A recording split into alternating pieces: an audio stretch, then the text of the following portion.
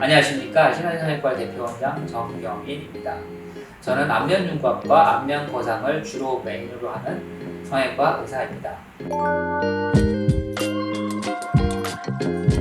안면윤곽 수술이란 얼굴뼈 모양을 변형시킴으로써 얼굴형을 변화시키는 수술입니다. 그래서 구체적으로는 광대뼈 수술, 사각턱 수술, 턱국 수술 이렇게 3종을 주로 하고요. 나머지 부분도 좀 할 수 있는 부분도 있습니다.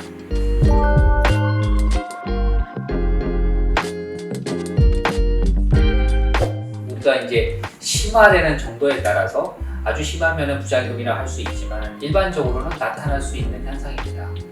뼈라는 조직이 그 피부 그다음에 그 바로 밑에 있는 유지인대 그리고 그 밑에 있는 근육 그런 거 바로 밑에 있는 조직이기 때문에 뼈를 이제 자르거나 움직이게 되면은 그 붙어 있던 여러 조직이 이동을 하게 되고요. 그 이동하는 현상 때문에 우리가 예를 들면은 이제 물주머니가 있는데 물주머니에 이제 물을 빼게 되면은 빼는 동시에 약간 처지는 현상이 발생하는 걸 볼 수가 있습니다. 그거와 마찬가지로 뼈를 이제 축소하게 되면은 그런 여러 가지 피부나 그다음 유지인대 그다음에 근육 이런 것들이 이제 작아지고 그럼으로써 약간 처지는 현상 그거를 고쳐지려 할 수 있겠죠.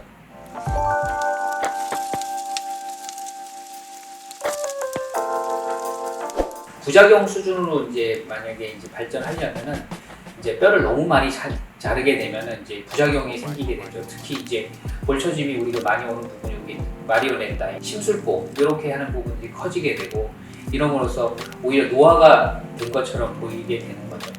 원리로 따지면은 나이가 들어서 노화가 오더라도 사실은 이제 뼈의 볼륨이 감소하게 되고 이로 인해서 처지는 현상 그다음에 우리가 관찰할 수 있는데요. 이와 같은 원리라고 보시면 됩니다.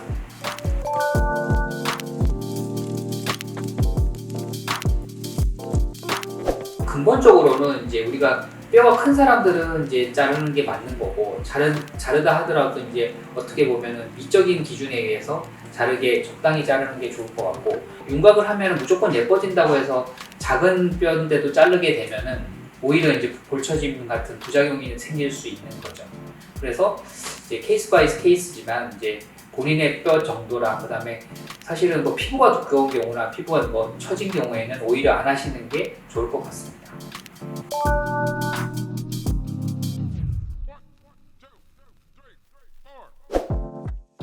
볼처짐이 왔다고 치면은 반대로 이제 중력 반대 방향으로 올려야 되는 거잖아요. 그래서 올리는 거는 크게 이제 리프팅인데 저희가 이제 보통 시행하는 거는 3가지 경우가 있습니다. 일단은 실리프팅, 그 다음에 미니거상, 안면거상. 그래서 이제 구체적으로 하나씩 설명드리면 실리프팅 같은 경우에는 이제 녹는 실이나 이렇게 녹지 않는 실 같은 경우도 이제 피부 밑에 삽입을 함으로써 진피층에 콜라겐 생성을 촉진시키는 원리로 이제 리프팅을 하는 거고요.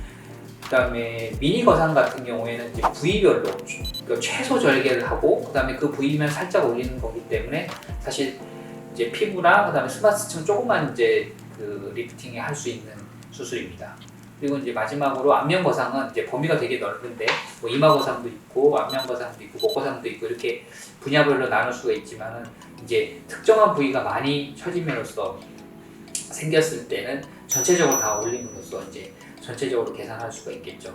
다만 안면 거상 같은 경우에는 절개도 많고 그다음에 그 박리 범위가 넓기 때문에 당연히 이제 되게 심한 경우에만 하고 보통은 실리프팅 그다음에 단계별로 미니 거상, 안면 거상 이런 식으로 시행하시는 게 좋을 것 같습니다.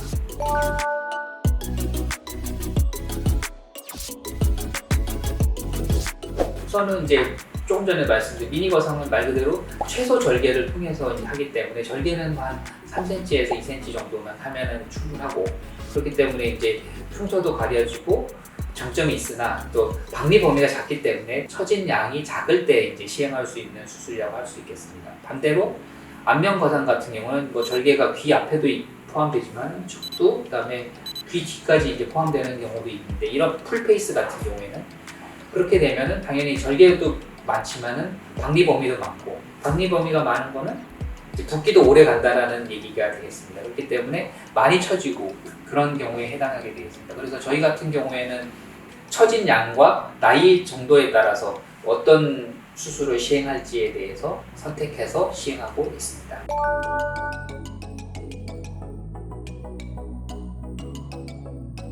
그러니까 저희가 이제 윤곽도 이제 뭐 오랫동안 시행했지만은 그 안면 거상도 또 많이 했었던 편입니다. 광범위한 게 처진 경우에도 저희는 좀 해법을 많이 갖고 있는 편이라서 그런 거에 대해서 그 드라마틱하게 이제 효과를 낼 수 있기 때문에 그 윤곽 후 부작용은 아니더라도 이게 처짐이 있을 때 조금만 올릴 수도 있고 또 광범하게도 올 수 있는 여러 가지 솔루션이 있기 때문에 그런 걸 이용하시면 될 것 같습니다. 저희 같은 경우에는 이제 그 윤곽을 했을 때 이제 기본적으로 136, 그러니까 1개월, 3개월, 6개월 경과를 보고 그 다음에 1개월 내에서는 이제 좀 더 자주 보는 편입니다. 그래서 뭐 일주일, 2주 뭐 이렇게 환자에 따라서 보게 되는데 그 과정을 통해서 처짐이 발생하게 되면 저희는 이제 그 6개월째쯤에 그 최종 결과를 보고 그 실리프팅이나 미니 거상 같은 것을 시행하게 됩니다.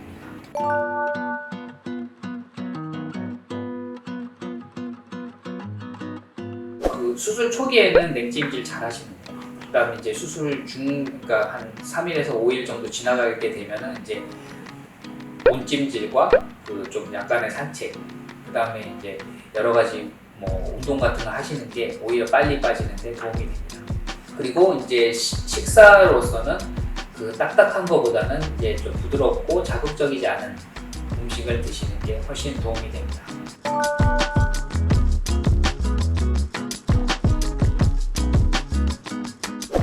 그러니까 저희 병원은 이제 수술도 이제 뭐 잘 하지만은 그 수술로 인해서 생기는 여러 가지 문제들을 골처짐이나 그다음에 여러 가지 문제들을 잘 해결해서 최종적으로 예뻐질 수 있도록 케어해드는 병원이 되도록 하겠습니다.